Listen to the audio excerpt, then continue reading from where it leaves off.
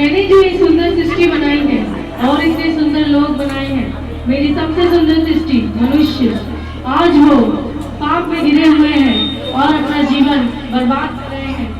इस कारण मैं बहुत दुखी हूँ और मैं इन सबको नष्ट करने पर हूँ। वो देखो, वहाँ एक लड़का है जो चोरी कर रहा है और हत्या भी कर रहा है।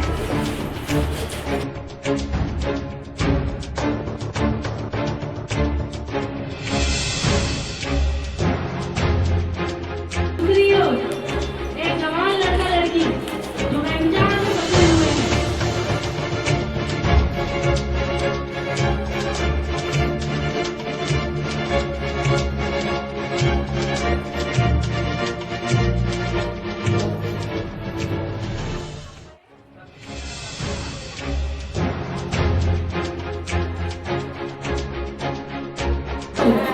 एक जवान लड़का शराब के नशे में अपना जीवन खराब कर रहा है।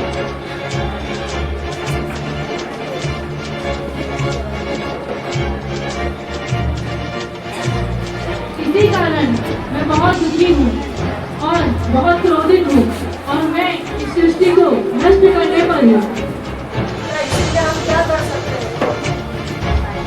यदि कोई इनके पापों के लिए बलिदान हो जाए तो मैं इन सबको क्षमा कर दूंगा। मैं जाऊंगा, मैं इस सृष्टि को नष्ट होने नहीं दूंगा।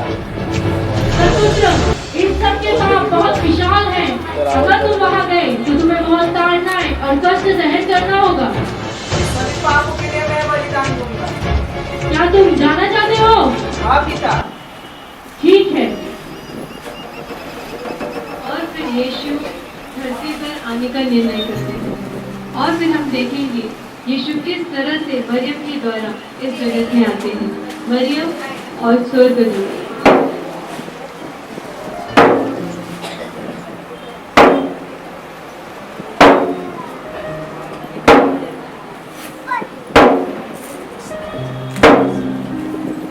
हे मरियम, भयभीत ना हो, क्योंकि परमेश्वर का अनुग्रह तुझ पर हुआ है। तू गर्भवती होगी और एक पुत्र को जनेगी, तो उसका नाम यीशु रखना। वह महान होगा और परम प्रधान का पुत्र कहलाएगा। ये कैसे हो सकता है? मैं तो अभी कुंवारी हूँ। तू इसकी चिंता न कर, सब कुछ पवित्र आत्मा के द्वारा होगा। ऐसे परमेश्वर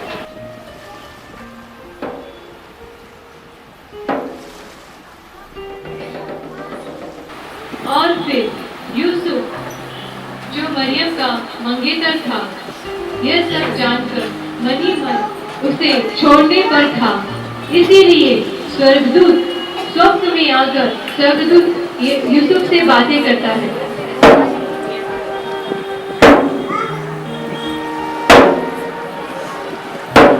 हे यूसुफ, दाऊद की संतान, तू मरियम को अपने यहाँ लाने से भयभीत न हो, क्योंकि मरियम पवित्र आत्मा के द्वारा गर्भवती होगी, तो उसका नाम यीशु रखना। वह महान होगा और परम प्रधान का पुत्र कहलाएगा, जिसके द्वारा वह अपने लोगों का उनके पापों से उद्धार करेगा। यह सुनकर यूसुफ अचंभित होकर उठता है और फिर मरियम के घर उसे लेने जाता है।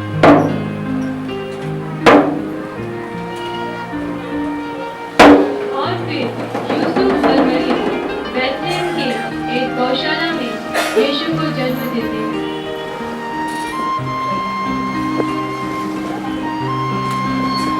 और फिर चरवाहों के लिए स्वर्गदूत का निर्देश है, मत डरो, क्योंकि देखो मैं तुम्हें बड़े आनंद का सुसमाचार सुनाता हूँ, जो सब लोगों के लिए होगा कि आज दाऊद के नगर में तुम्हारे लिए एक उद्धारकर्ता जन्मा है और यही प्रभु है। और तुम उस बालक को कपड़े में लिपटा चरनी में पाओगे। और फिर तारे को देखकर चरवाहे यीशु तक पहुँचते हैं और फिर उस बालक को चरनी में पाते हैं और उसे झुककर प्रणाम करते हैं, क्योंकि वे जानते हैं वही उनका उद्धार करता है।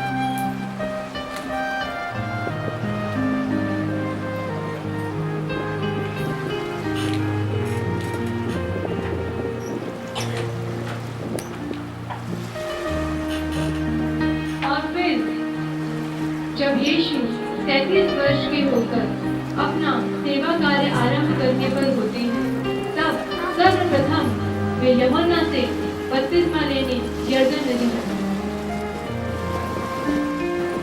हे सांप के बच्चों, हे सांप के बच्चों, तुम्हें किससे जताया कि आने वाले क्रोध से भागो, अतः मन फिराओ और उत्तम फल लाओ।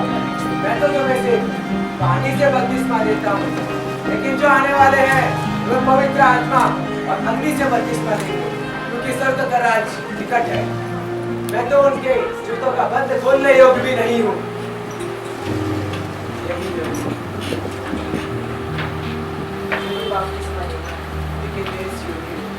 जो अपनी परंपरा है उसे निभाओ। और फिर जब यीशु बपतिस्मा ले लेते हैं, तब कबूतर के स्वरूप में पवित्र आत्मा यीशु पर उतरता है और आकाश खुल जाता है और एक आकाशवाणी होती है, यह मेरा प्रिय पुत्र है, इससे मैं आनंद हूँ।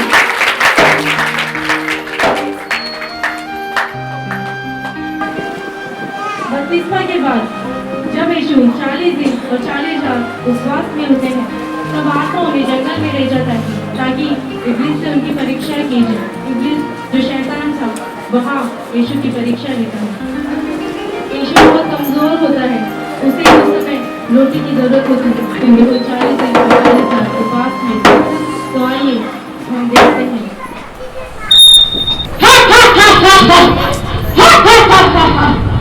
यदि तू परमेश्वर का पुत्र है तो कह दे इस पत्थर से कि रोटियां बन जाए। लिखा है, मनुष्य केवल रोटी से नहीं परंतु हर एक वचन से जो परमेश्वर के मुख से निकलता है जीवित रहेगा। शैतान यीशु को एक पहाड़ पर ले जाता है और उनसे कहता है कि यदि तू परमेश्वर का पुत्र है तो इस पहाड़ से गिर जा, क्योंकि लिखा है वो तेरे विषय में अपने स्वर्गदूतों को आज्ञा देगा और वे तुझे हाथों हाथ उठा लेंगे। कहीं ऐसा ना हो कि तेरे पाँव को पत्थर से ठेस लगे। यह भी लिखा है, वो अपने प्रभु परमेश्वर की परीक्षा न कर। फिर शैतान उन्हें मंदिर के अंगूर पर ले जाता है और सारे राज्य का व्यापक दिखाते हुए कहता है कि यही तो मुझे झुककर प्रणाम करे तो मैं इस सारे जगत का वैभव और सम्मान तुझे दे दूंगा। हे शैतान दूर हो जा, क्योंकि लिखा है तो अपने प्रभु परमेश्वर को प्रणाम कर और केवल उसी की उपासना कर। जा मेरे नजरों के सामने से दूर हो जा। और उसमें से एक चमत्कार था अंध भिखारी को चंगा करना। हम देखेंगे यीशु का अंध भिखारी को चंगा करना।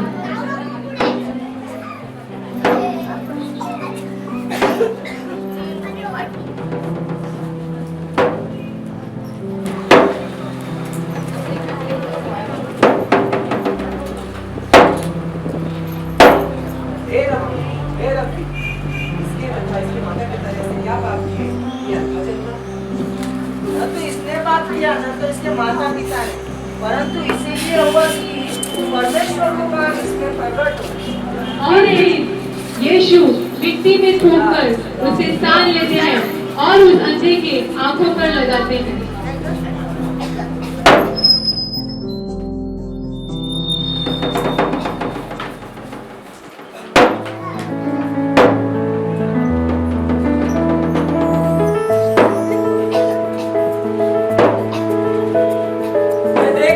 मैं देख सकता हूँ, मुझे दिखाई दे रहा है। मैं देख सकता हूँ, मुझे दिखाई दे रहा है। मैं देख सकता हूँ। यीशु धन्यवाद।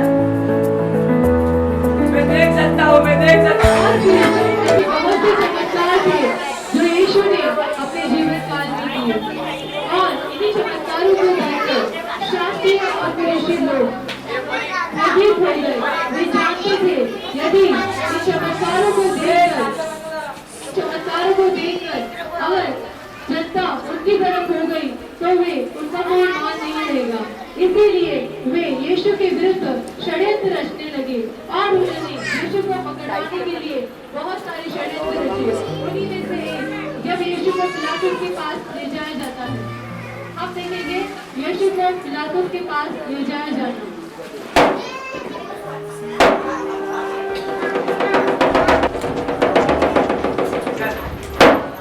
महाराज, यह व्यक्ति अपने आप को यहूदियों का राजा कहता है। हाँ महाराज, यह व्यक्ति अपने आप को यहूदियों का राजा कहता है और यह भी कहता है कि 3 दिन में मंदिर को गिराएगा और वो वापस बनाएगा। यहूदियों का राजा है, वह भी कहता है मैं यहूदियों का राजा हूँ। मैं इस मनुष्य को 39 कोड़े लगाकर आजाद करने का आदेश देता हूँ। ले जाओ इसे।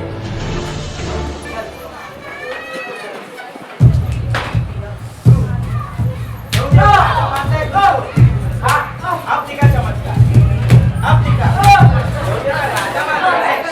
दिखा चमत्कार।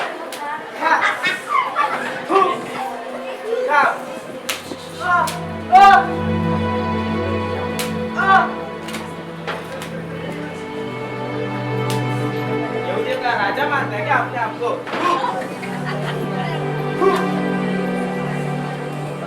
चल।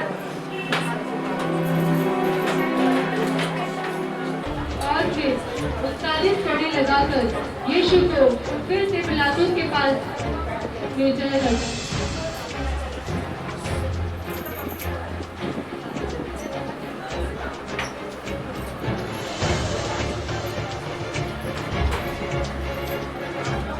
इसे आजाद किया जाए।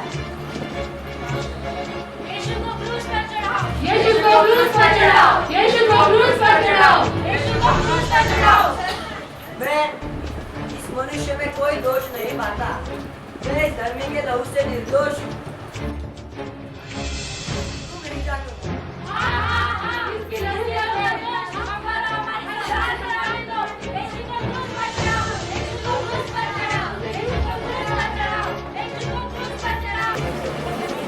और फिर यीशु हमारे पापों के लिए उस क्रूस पर चढ़ने के लिए तैयार हो गया।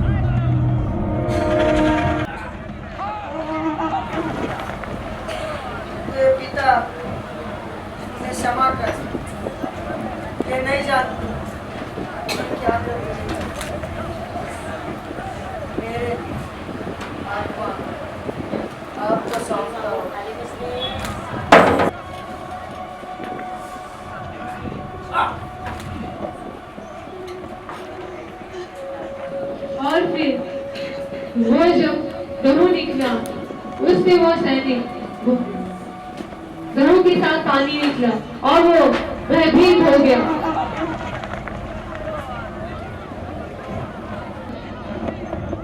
और फिर मंदिर का पर्दा फट गया और फिर यीशु को वहां से ले जाया गया।